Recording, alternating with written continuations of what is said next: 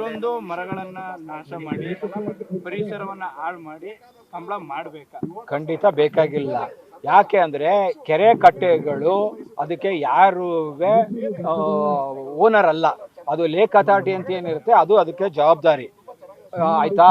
ಇವರು ಮೂಡ ಆಗಿರಲಿ ಕಾರ್ಪೊರೇಷನ್ ಆಗಲಿ ಅವರು ಕಸ್ಟೋಡಿಯನ್ ಅಷ್ಟೇ, ಅದ್ರ ಉಸ್ತುವಾರಿ ಅವ್ರದ್ದು ಮಾತ್ರನೇ.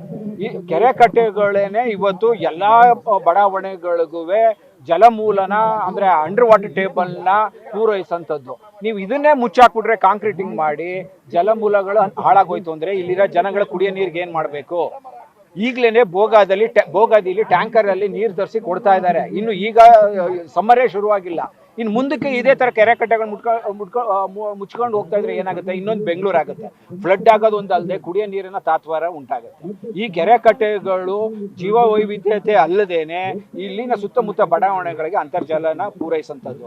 ಆಮೇಲೆ ಲಾನೇ ಇಲ್ಲ. ಕೆರೆ ಕಟ್ಟೆಗಳನ್ನ ಬೇರೆ ಥರ ಮಾಡಲಿಕ್ಕೆ, ಎಂಕ್ರೋಚ್ಮೆಂಟ್ ಮಾಡೋಕ್ಕೆ, ವೈಲೇಷನ್ ಮಾಡಲಿಕ್ಕೆ, UGD ನೀರು ಬಿಡೋಕ್ಕೆ, ಡೆಬ್ರಿ ಸುರಿಯೋಕ್ಕೆ, ಬೇರೆ ಇತರೆ ಇದನ್ನ ಬಳಕೆ ಮಾಡೋಕ್ಕೆ ಕೆರೆ ಕಟ್ಟೆಗಳು ಇಲ್ಲ. ಅದು ಲಾನೇ ಆಗೋಗಿದೆ. ಅದನ್ನು ಫೋರ್ಸ್ಫುಲಿ ಮಾಡೋದು ಯಾವತ್ತಿದ್ರೂ ಕಾನೂನು ಪ್ರಕಾರಕ್ಕೆ ಅದು ತೊಂದರೆನೇ.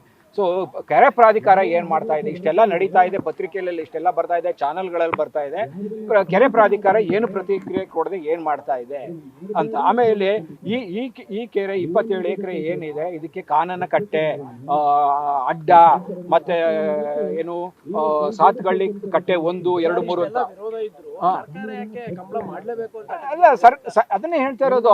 ಅವರು ವೈಯಕ್ತಿಕ ನಿಲುವುಗಳು ಏನಾದ್ರು ಇರುತ್ತೆ. ಬಟ್ ಕಾಯವರೇ ಕೊಂದ್ಬಿಟ್ರೆ ಹೇಗೆ? ಅವ್ರದ್ದೆಲ್ಲ ರೆಸ್ಪಾನ್ಸಿಬಿಲಿಟಿ ಕೆರೆ ಕಟ್ಟೆಗಳನ್ನ ಕಾಪಾಡಬೇಕಾಗಿರೋದು. ಅವರೇ ಕೊಂದ್ಬಿಟ್ರೆ ಇದನ್ನ ನಾಳೆ ಏನ್ ಮಾಡ್ತೀರಿ? ಇನ್ನು 20 ವರ್ಷಕ್ಕೆ 30 ವರ್ಷಕ್ಕೊಂದ್ಸರಿ ಕಂಬಳ ಮಾಡ್ಬೇಕು ಅಂದ್ರೆ ಎಲ್ಲಿಗೆ ಹೋಗ್ತೀರಿ? ಇದೇ ತರ ಎಲ್ಲಾನು ಕಾಂಕ್ರೀಟಿಂಗ್. ಯಾಕಂದ್ರೆ ಕಂಬಳ ಮಾಡೋಕೆ ಅಷ್ಟಕ್ಕೆ ನಿಲ್ಸಲ್ಲ.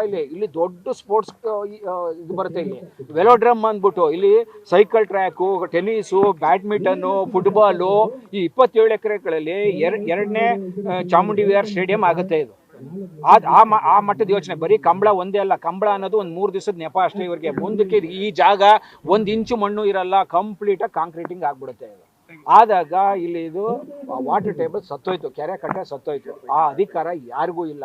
ಅದನ್ನ ಉಸ್ತುವಾರಿ ಮಾಡಕ್ಕೆ ಮಾತ್ರನೇ ಇಲ್ಲಿ ಲೋಕಲ್ ಬಾಡೀಸ್ ಇರೋದು. ನನ್ನ ಹೆಸರು ಶೈಲಜೇಶ್ ಅಂತ ಹೇಳಿ, ಮೈಸೂರು ಗ್ರಾಹಕರ